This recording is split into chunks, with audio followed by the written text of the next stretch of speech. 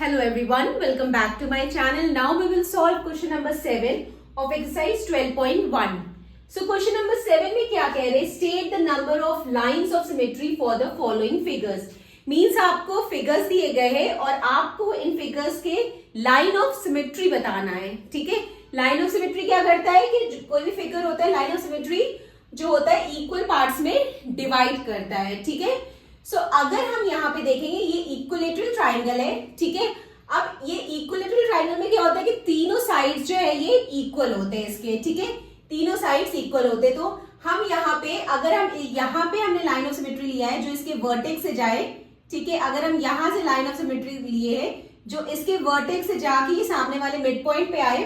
ठीक है, तो ये लाइन ऑफ सिमेट्री हुआ. अगर हम इसको जो है इस लाइन से अगर हम इसको फोल्ड करेंगे तो हम देखेंगे कि दोनों ओवरलैप करेंगे. मींस दोनों पार्ट एग्जैक्टली एक दूसरे को कवर करेंगे. ठीक है, एक लाइन ऑफ सिमेट्री तुम्हारा ये हो गया. दूसरा लाइन ऑफ सिमेट्री जो है वो इस वर्टेक्स से जाएगा.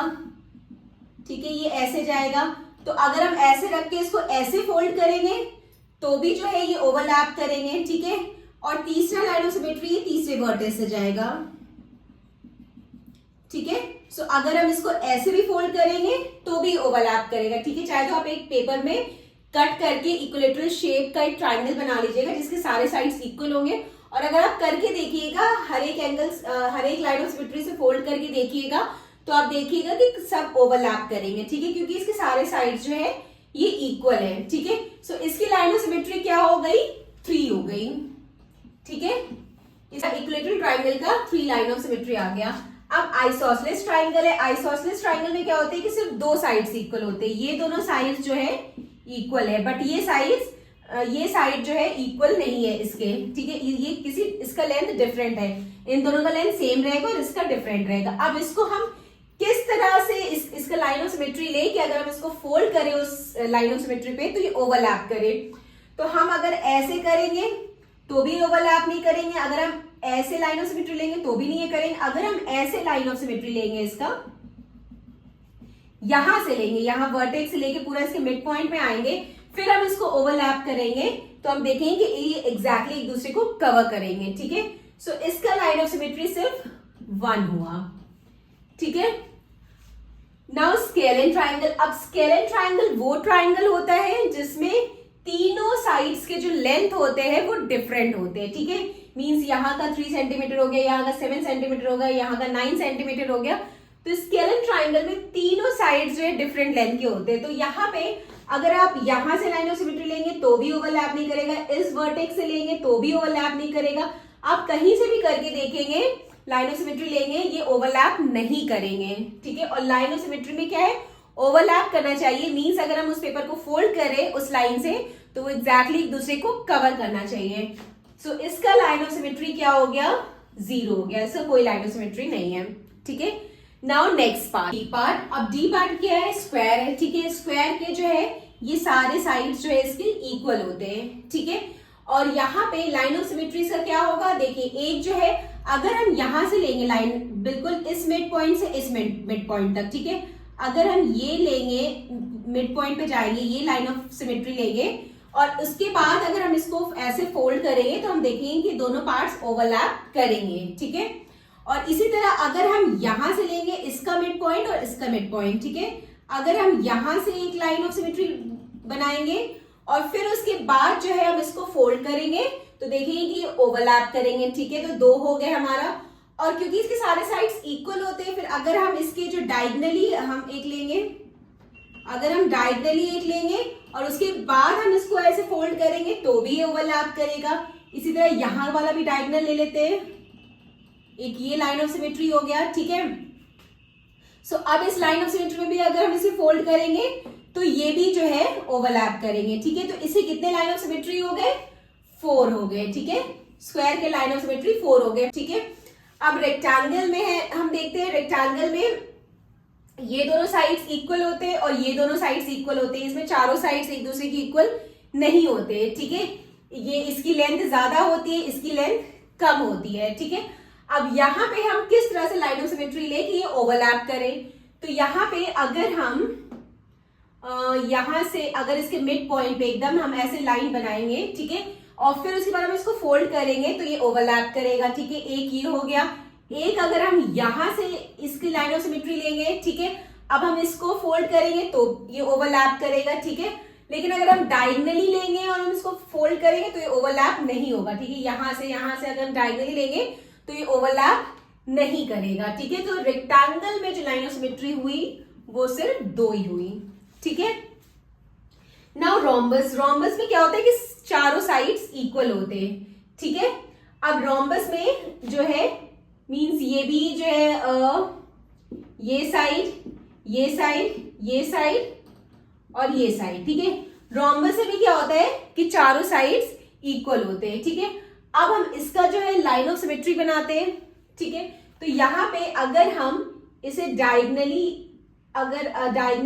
जो है अगर हम यहां से इसे करेंगे, ठीक है, हम लाइन ऑफ सिमेट्री बनाएंगे और अगर हम इसको फोल्ड करेंगे तो हम देखेंगे कि ओवरलैप करेगा, ठीक है। इसी तरह ये वाला डायगोनल लेंगे, यहां से अगर हम लाइन ऑफ सिमेट्री बनाएंगे और इसको फोल्ड करेंगे तो हम देखेंगे कि ओवरलैप करेगा, ठीक है। और अगर हम किसी तरफ करेंगे तो ये ओवरलैप नहीं करेगा, ठीक है। सो इसकी लाइन ऑफ सिमेट्री कितनी हो गई? 2 हो गई, ठीक है।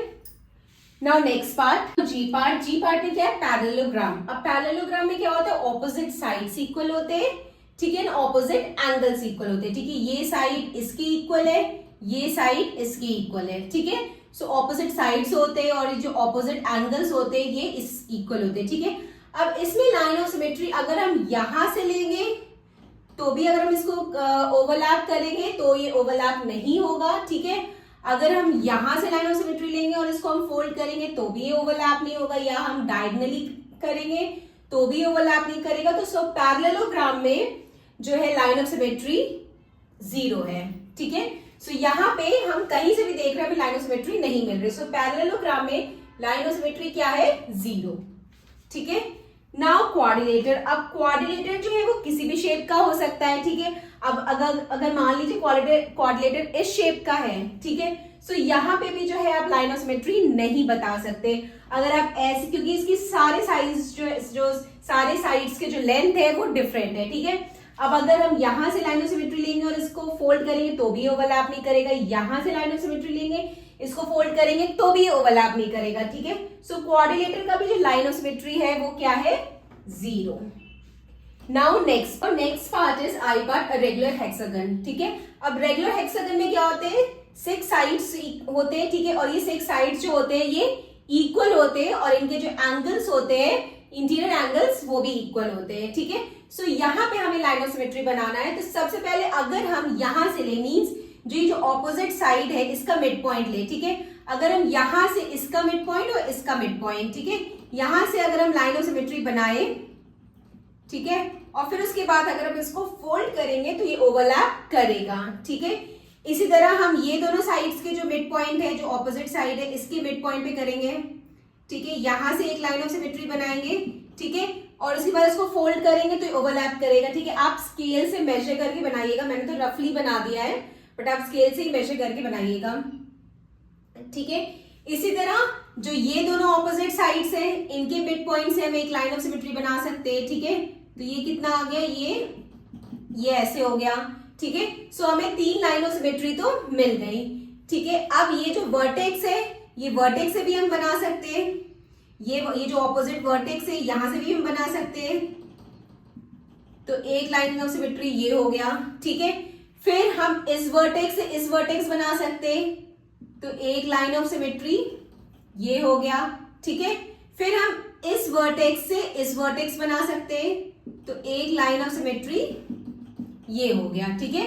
तो टोटल लाइन ऑफ सिमेट्री कितने हो गए? 6 हो गए, ठीक है। Now circle. अब सर्कल देखते हैं, ठीक है। तो इसकी लाइन ऑफ सिमेट्री कितनी आ गई? 6। अब सर्कल से देखिए, सर्कल से अगर हम ये सेंटर से पास करते हुए एक लाइन ऑफ सिमेट्री बनाएंगे, ठीक है। सो यहां अगर हम एक लाइन ऑफ सिमेट्री बनाएंगे और फिर उसके बाद इसको फोल्ड करेंगे तो ओवरलैप करेगा।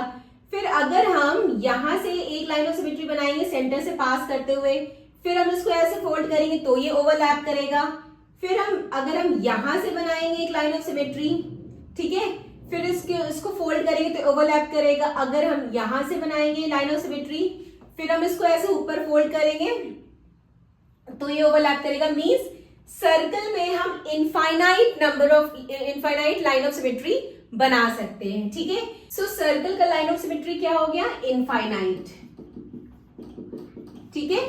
सर्कल का लाइन ऑफ सिमेट्री क्या हो गया, इनफाइनाइट, ठीक है। हम सेंटर से पास करते हुए कोई भी लाइन बनाएंगे तो वो जो है इक्वली डिवाइड करेगी सर्कल को, ठीक है।